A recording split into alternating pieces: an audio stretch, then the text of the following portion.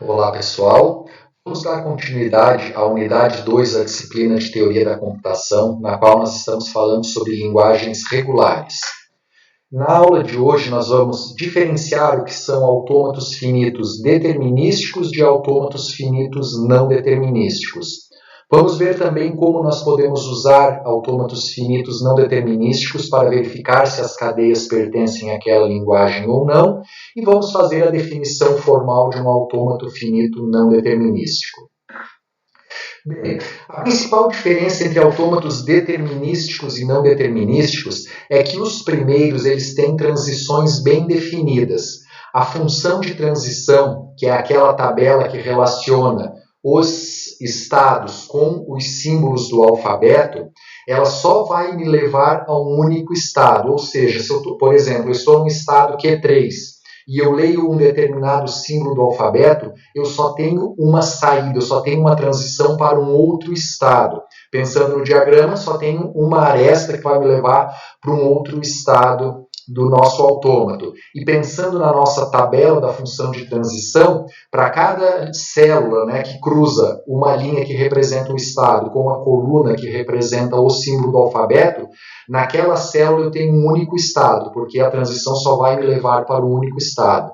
E em consequência disso, quando nós fizemos a análise de uma cadeia ou de uma palavra, eu tenho uma única sequência de estados possíveis a seguir. Eu sempre vou seguir a mesma sequência de estados. Agora, num autômato finito não determinístico, não. As transições são ambíguas. O que quer dizer isso? Se eu estou no estado Q3, por exemplo, e eu leio o símbolo 0, eu posso ir para 2 ou mais estados, a partir do mesmo estado e a partir do mesmo símbolo. Pensando na nossa função de transição, em cada célula que relaciona um estado com um símbolo do alfabeto, eu vou poder ter um conjunto de estados e não um único estado, como é no caso do autômato determinístico. E, por consequência disso, para uma mesma cadeia de entrada, eu posso ter sequências de estados diferentes, eu posso passar por estados diferentes. Vamos dar uma olhada aqui num exemplo que fica mais fácil de entender. Aqui nós temos um autômato. Como que eu sei que esse autômato é não determinístico? Percebam aqui no estado Q0 que se eu estou no Q0 e eu leio o símbolo 1, eu posso ir tanto para o Q1 quanto para o Q0. Então é isso aqui que caracteriza esse autômato como não determinístico. Se eu estou no Q0 e leio 0, eu só posso ficar em Q0. Isso é uma transição determinística. Se eu estou no Q1 e leio 0, eu só posso ir para o Q2. Isso é determinístico. Mas é importante a gente ter clareza que eu posso ter um autômato com 100 estados, por exemplo. 99 só tem transições determinísticas. E um único estado, por exemplo, como esse Q0, tem uma transição não determinística, como é o caso do Q0 com 1. Se apenas um estado tiver essa característica, o autômato como um todo já é considerado não determinístico, certo? Então não importa quantos não determinismos eu tenho. Eu tendo um único estado não determinista já é suficiente para que o autômato todo seja considerado determinístico. E agora, como seja considerado não determinístico, desculpa. E agora, como é que eu faço para analisar esses 110? A hora que eu leio 1, tenho dois caminhos para seguir. Eu posso ficar no Q0 ou eu posso ir para Q1. Eu represento isso por uma árvore. Se eu estou no Q0, com 1 eu posso ficar em Q0 e com 1 eu posso ir para o Q1. E agora eu tenho que testar, pegando o próximo símbolo da cadeia, aqui nós já processamos o primeiro 1, eu vou ter que ver o que acontece aplicando o próximo símbolo da cadeia nesses dois estados possíveis aqui. O próximo símbolo da cadeia é 1, é o segundo dígito 1 que está aqui. Se eu estou no Q1 e leio um 1, percebam aqui, se eu estou no Q1 e leio 1, eu não posso ir para lugar nenhum. Por isso que esse ramo aqui foi paralisado. Eu não consigo reconhecer a cadeia por aqui. Mas isso não quer dizer que ela é inválida. Eu ainda tenho outro caminho a seguir. Então, nós vamos, a partir do Q0, processar o segundo 1. A gente já viu que se eu estou no Q0 e leio um 1, eu posso continuar no Q0 ou ir para o Q1. Isso é o que está representado aqui. Então, isso quer dizer o quê? Se eu estou no Q0 e leio um 1, eu posso ficar no Q0. Depois de ler outro 1, eu posso ficar no Q0 ou ir para o Q1. Agora nós temos dois estados aqui que ainda podem me levar a uma solução. O que a gente vai fazer? Vamos analisar o terceiro símbolo da cadeia. O terceiro símbolo está aqui, ó, é 0. Se eu estou no Q0 e leio um 0, o autômato me diz que eu devo ficar no Q0. É o que está representado aqui. Agora, se eu estou no Q1 e leio um 0, eu vou para o Q2. Aí, como a minha cadeia acabou e o Q2 é um estado final, um estado de aceitação, quer dizer que a minha cadeia foi aceita. Ou seja, olhando aqui, li o primeiro 1, fiquei aqui. Li o segundo 1, vim para cá. Li o 0, vim para cá. Acabou a cadeia, estado final, cadeia reconhecida. Mas aí pode surgir a dúvida. Como é que ele sabe, na hora de ler o 1, em que momento ele tem que ficar aqui, em que momento ele tem que ir para lá? Ele não sabe. Por isso que a gente tem que testar todos os caminhos possíveis. E se um deles me levar ao resultado, ao estado final, a cadeia é reconhecida. Eu só vou dizer que a cadeia não é reconhecida se nenhum dos caminhos me levar até lá. Isso, é óbvio, tem um impacto no desempenho do autômato bastante grande. Porque no autômato finito, como a gente viu, para cada cadeia a gente tem só um caminho. Então é como se fosse uma lista de estados. Aqui a gente tem uma árvore e isso dá uma perda de desempenho, mas é um problema que nós vamos ver como resolver posteriormente. Aqui nós temos algumas considerações importantes para resumir esse exemplo que nós vimos. Primeira delas, a sequência de entrada ela vai ser aceita por um autômato não determinístico se existir pelo menos uma sequência de transições que vai levar do estado inicial a algum estado final. Eu não preciso chegar a vários estados finais ou por vários caminhos diferentes. Se um chegar lá, é suficiente. Como que eu sei que acabou? Se eu terminei de ler a cadeia e eu cheguei num estado de aceitação. O que aconteceu aqui? Eu terminei de ler a cadeia 1, 1, 0 e cheguei num estado de aceitação. Reconhecido. Uma característica da implementação dos autômatos não determinísticos não explorar os outros caminhos quando eu chego no estado final. Por exemplo, aqui eu ainda tinha um caminho a ser explorado, eu poderia dar sequência, mas como eu já cheguei no estado final, acabou ali. Certo? Que é o que eu acabei de falar. Né? Nesse exemplo eu não preciso verificar o Q0, a cadeia simplesmente está aceita. Posteriormente, nós vamos ver um exemplo que a cadeia não é reconhecida, para vocês entenderem como que ele vai parar em todos os caminhos. Mas antes disso, nós vamos formalizar um autômato finito não determinístico. Da mesma forma que o autômato determinístico, o não determinístico é definido por uma quíntupla, com os mesmos elementos, os símbolos do alfabeto, o conjunto finito de estados, a função de transição, o estado inicial e o estado final. O que muda então? A única diferença está aqui, ó, na função de transição. Lembrando que a função de transição é aquela tabela que relaciona cada estado com um símbolo do alfabeto e leva a um outro estado. No autômato determinístico, ó, o que eu estou indicando aqui? Eu estou num determinado estado P e eu leio um símbolo de entrada A, eu vou para um outro estado qualquer, mas esse estado é único. E no autômato não determinístico, eu estou num estado P e eu leio um símbolo de entrada A qualquer, eu posso ir para um conjunto de estados. Percebam que aqui nós temos abre e fecha chaves para dar a ideia de que eu tenho um conjunto, eu posso ter 2 ou mais estados. E aí, se nós olharmos na tabela, ó, olhando aqui a tabela para aquele exemplo que eu apresentei. Antes, em cada célula da tabela, eu tinha um único estado. Agora eu posso ter mais de um. E isso está representado aqui. Ó. Se eu estou no Q0 e eu leio o 0, eu só posso ficar no Q0. É o que está dizendo aqui. Agora, se eu estou no Q0 e eu leio o 1, que está aqui, eu posso ir tanto para o Q0 quanto para o 1. Aqui é que está a transição não determinística desse autômato. E como eu falei, uma única transição não determinística é suficiente para transformar o autômato todo em não determinístico. Onde nós temos o conjunto vazio, quer dizer que se eu estou no Q1, por exemplo, e eu leio 1, dá um erro, eu não tenho saída. Da mesma forma, se eu estou no Q2 e leio tanto faz 0 ou 1, dá um erro, a cadeia não é reconhecida porque eu não tenho saída. Do ponto de vista formal, então, essa é a diferença de um autômato determinístico para um autômato não determinístico. Até voltando aqui, essa notação que eu estou usando com a flechinha e com o asterisco é uma forma para a gente simplificar a representação. Aqui, então, eu estou dizendo que o estado Q0 é o estado inicial, e o estado Q2 vai ser o estado final desse autômato. Tá? Então, só para simplificar, a gente coloca isso aqui na tabela e consegue enxergar o autômato como um todo apenas olhando a tabela.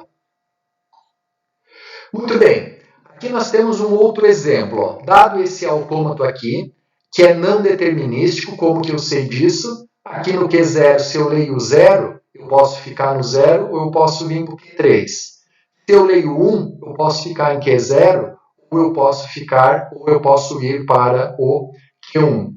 Só por curiosidade, esse autômato aqui reconhece cadeias que tenha a subpalavra 00 ou a subpalavra 11 no meio dele. Como é que a gente vai fazer para verificar se essas cadeias aqui são válidas ou não? Então, vamos pegar a cadeia 100. Só olhando o autômato, a gente pode ver, ó, quando eu pego 100, se eu pego 1, eu posso ficar aqui, e depois o 00 eu venho para cá. Então, vai dar certo. Agora, se eu pegar o 1 e vir para cá, o 00 depois não vai dar. Aqui nós temos a representação formal desse autômato, então. O alfabeto 0 e 1, como que eu sei disso? Porque são os símbolos que estão nas transições. Os meus estados, Q0, Q1, Q2, Q3, Q4, são todos os estados que estão aqui. Aqui a nossa função de transição, não vou explicar todas as células, que a gente já viu isso antes, mas só a primeira. Se eu estou no Q0 e leio um 0, Q0 com 0, eu posso ficar em Q0 e ir para Q3. Q0 com 0, Q0 e Q3. Q0 com 1, eu posso ficar em Q0 ou ir para Q1.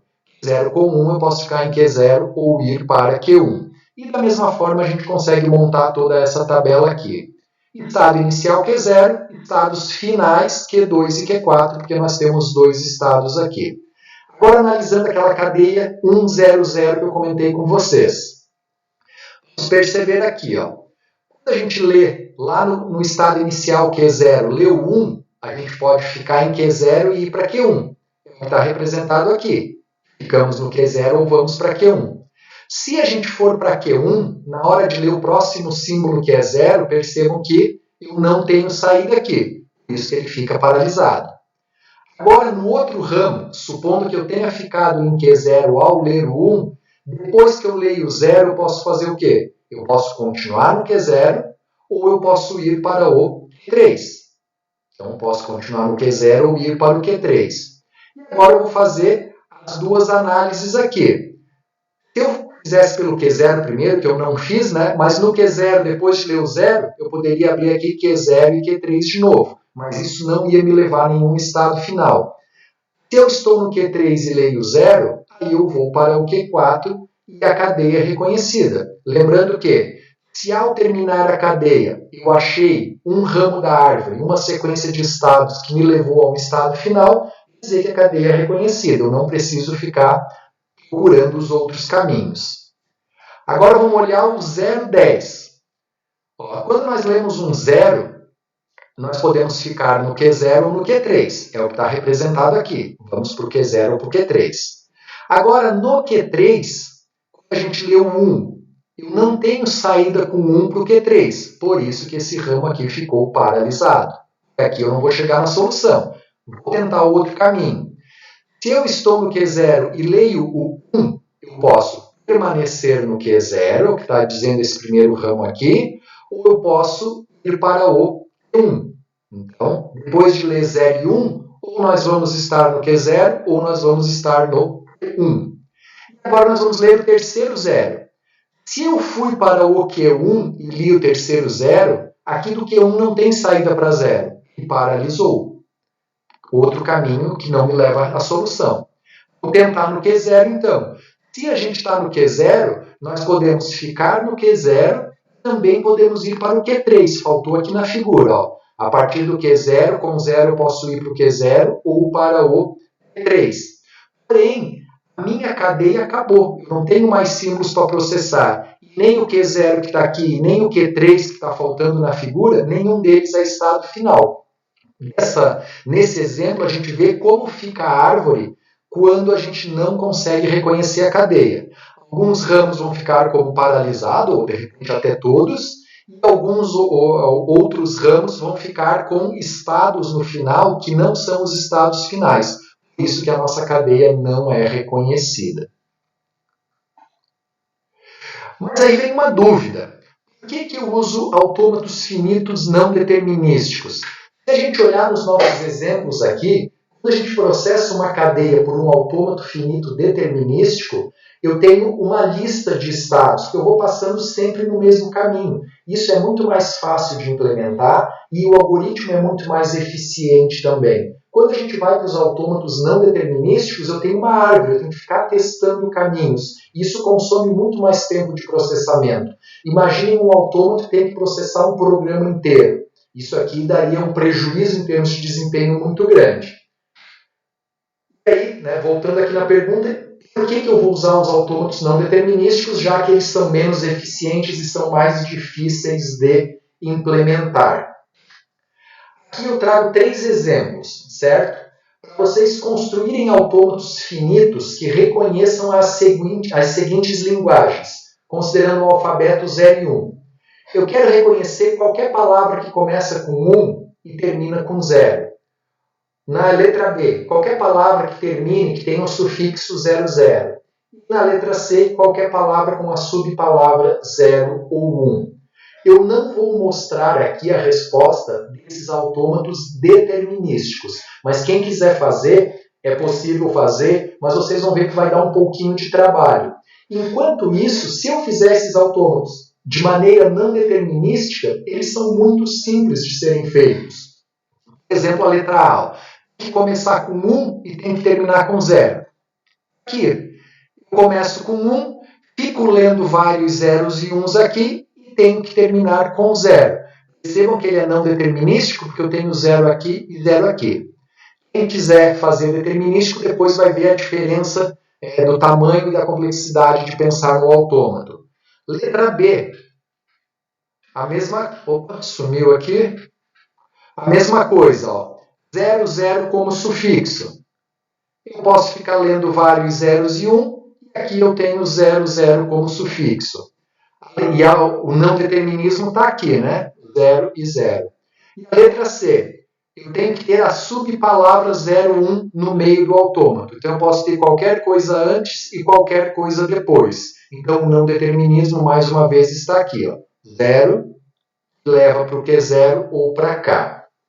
Percebam, então, que a facilidade de construir os autômatos é bastante simples. Mas e aí pode surgir uma dúvida. Tudo bem, eu facilito a minha implementação, mas eu facilito a construção do autômato, mas eu prejudico a implementação. Será que vale a pena fazer isso? No próximo vídeo nós vamos ver que... voltando aqui. Eu consigo criar um autômato não determinístico e depois transformar esse autômato em um autômato determinístico.